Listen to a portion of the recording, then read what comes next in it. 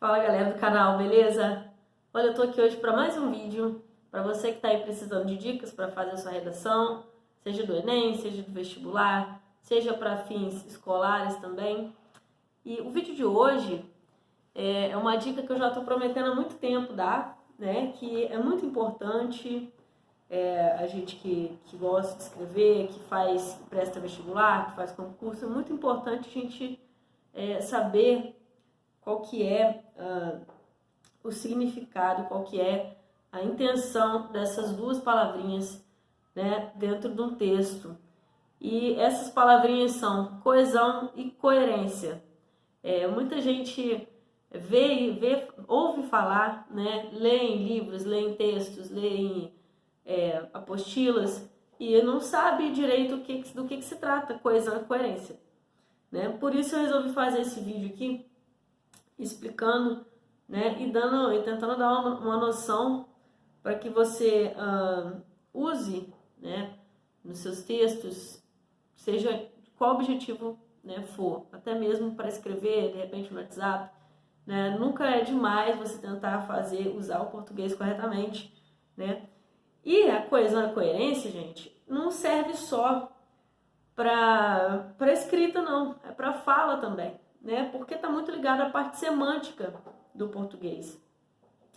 O que eu quero dizer é que está ligado à parte que faz a gente entender o que o outro quer dizer. Porque quando a gente está conversando com alguma pessoa, por exemplo, e a pessoa fala assim um pouco embolado, usa repetições, fica um pouco difícil de entender o que ela está querendo dizer, né? E o objetivo de toda língua, de todo idioma, né, é você falar e o outro entender.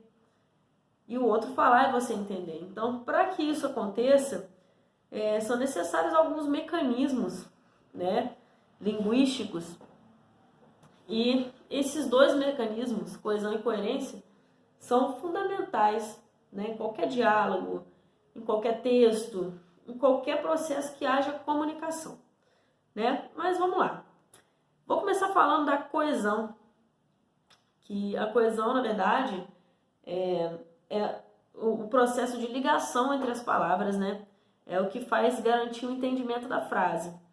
Quando a gente escreve uma frase, ou fala uma frase, a gente tem que estar, né, o nosso cérebro, ele já esquematiza todo o processo da fala para que o outro entenda, né? Não adianta eu estar aqui falando para você, eu uso várias palavras, mas você não está entendendo o porquê de eu estar usando essas palavras, né? Não adianta eu falar palavras lindas, mas não falar na ordem, na sequência correta, porque não vai garantir o entendimento. E a coesão é isso, você ligar as palavras corretamente para que haja um entendimento, né? Para que a outra pessoa saiba do que você está querendo dizer.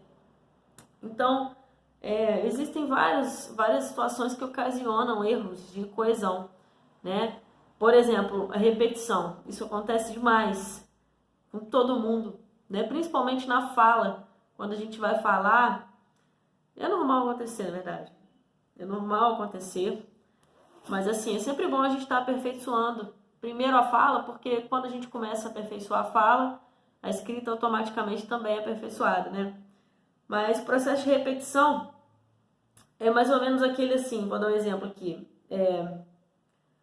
Nós gostamos de ler e nós gostamos de desenhar.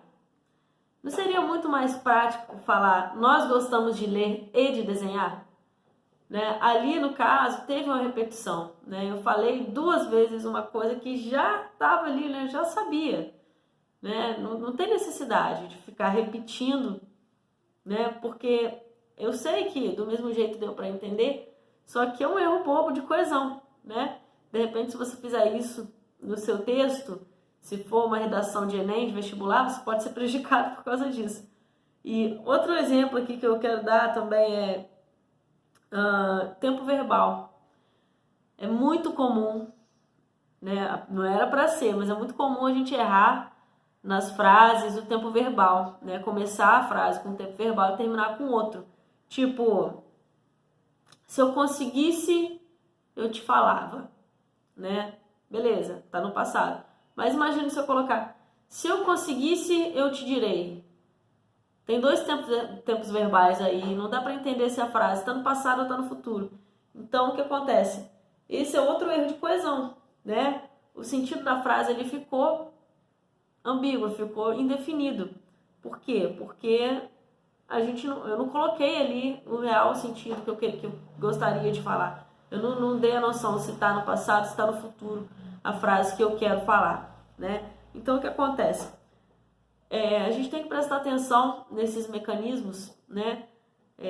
Porque não é só na parte de entender. Beleza, o cara que vai corrigir, né, o corretor, um examinador, ele vai entender o que você quer dizer, porque, né, existe um senso comum, né, na língua portuguesa que acaba que a gente entende mesmo, mas não é o correto. Ele não vai achar correto aquilo que você escreveu, não vai estar, ele vai anotar ali, erro de coerência, erro de coesão, tá? Então é assim, para você que não sabe o conceito de coesão, é isso. É você colocar as palavras numa ordem correta, né, de forma que dê para entender, que não fique ambíguo, que não gere dúvidas ao leitor, tá? Seja em questão de repetição, de tempo verbal, tá?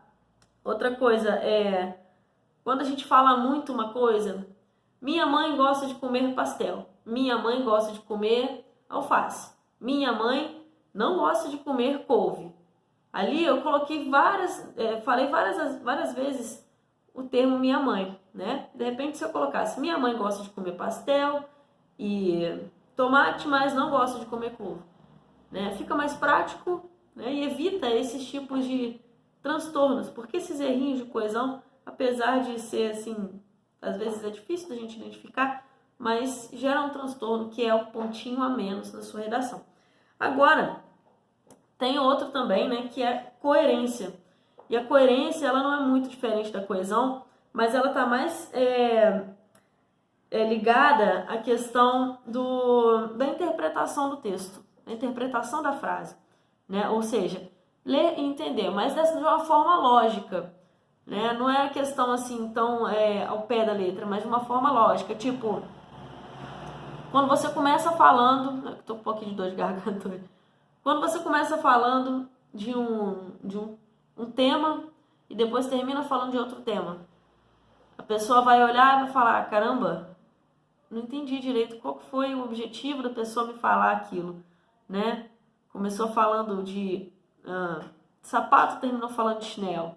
Então, o que acontece? A coerência está mais ligada à questão da interpretação, né? Da relação lógica entre partes de um texto, partes de uma fala, tá? Um exemplo que eu posso dar aqui de coerência, né? Por exemplo, a contradição. Quando a gente cai em contradição no meio do texto. Eu separei até um exemplo aqui que eu falei no meu último vídeo, né? Nesse último vídeo, só dar uma palhinha rapidinho. Eu falei sobre um texto que eu li no livro do Sederge, e o texto ele fala assim sobre violência contra os animais e tal, mas não dá para entender qual foi a postura do autor do texto, né? Ficou meio incoerente porque ele não adotou uma postura, ele não falou se ele é contra ou se ele é a favor. Ele deu assim dupla interpretação, ele caiu em contradição ali durante o texto. E um exemplo aqui é o seguinte: os animais merecem respeito, mas precisamos dos animais para nos alimentar.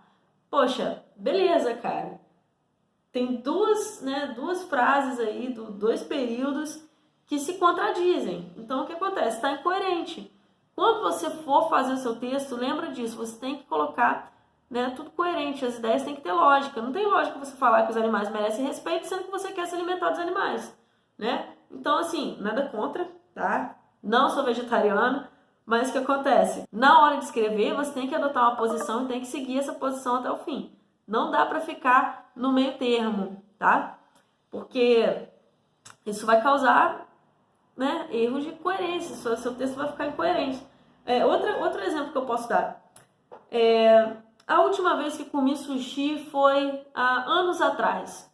Bom, se foi há anos, é claro que é atrás, né? Não tem como ser na frente. Então, assim, é outro erro de coerência que a gente comete muito, principalmente na fala. Então, é bom a gente prestar atenção nisso e começar a melhorar pela fala, que aí a gente consegue melhorar na escrita também, tá ok? Bom, espero que você tenha gostado desse vídeo. Se gostou, comenta, curte aí. Se não gostou, comenta também. E eu te vejo no próximo. Tchau!